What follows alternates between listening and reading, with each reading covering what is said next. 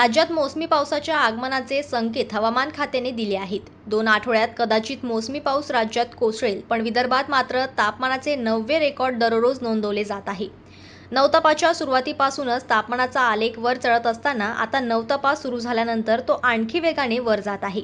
यावर्षी पहिल्यांदाच उन्हाळ्यात 47.1 अंश सेल्सिअसची नोंद विदर्भातील ब्रह्मपुरी या शहरात झाली, तर नागपूर शहरातील 45.6 अंश सेल्सिअस तापमान नोंदविण्यात आले.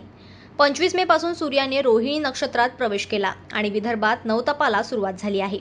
नवतपाच्या पहिल्याच 3 दिवसात विदर्भात विक्रमी तापमानाची नोंद झाली.